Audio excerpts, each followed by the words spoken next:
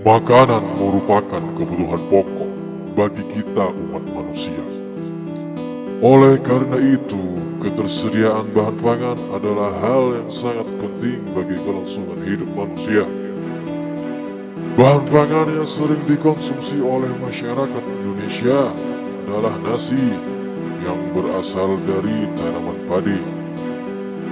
Di video kali ini akan dibahas secara singkat mengenai proses produksi padi di desa Baratan.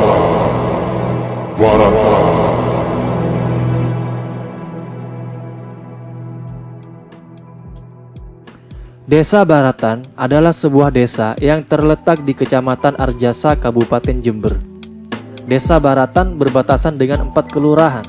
Batas sebelah utara adalah Desa Kemuning, sebelah timur berbatasan dengan Kelurahan Antirogo, sebelah selatan berbatasan dengan Kecamatan Patrang, dan sebelah barat Desa Baratan berbatasan dengan Kelurahan Bintoro.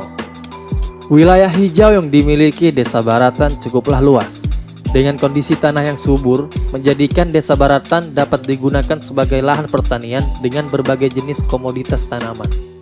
Salah satu tanaman yang paling sering dibudidayakan adalah tanaman padi. Petani padi di Desa Baratan melakukan praktik budidaya padi untuk keperluan komersil dan subsisten. Hal tersebut dipengaruhi oleh luas lahan yang dimiliki oleh petani. Luas lahan yang kecil mendorong petani untuk melakukan pertanian subsisten, karena dengan hasil panen yang sedikit, lebih menguntungkan jika padi yang dihasilkan dikonsumsi sendiri. Sementara untuk petani yang memiliki lahan luas akan menjual hasil panennya.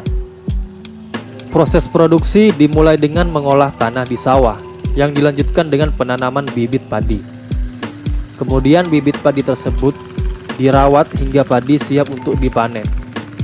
Proses produksi secara keseluruhan biasanya memakan waktu antara 3 sampai 4 bulan. Petani padi di Desa Baratan biasanya menjual padi kepada gudang beras yang sudah bertahun-tahun menjadi langganan. Gudang menyediakan transportasi berupa truk untuk mengangkut hasil panen dari lahan petani menuju gudang di daerah Kalisat. Harga jual dari petani kepada pihak gudang berkisar antara Rp450.000 hingga Rp500.000 per kuintalnya.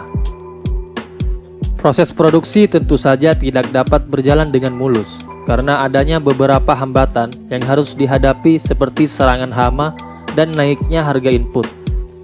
Petani mengaku hama yang menyerang lahan pertanian di Desa Baratan cukup beragam, mulai dari tikus, wereng, keong, hingga burung pemakan biji.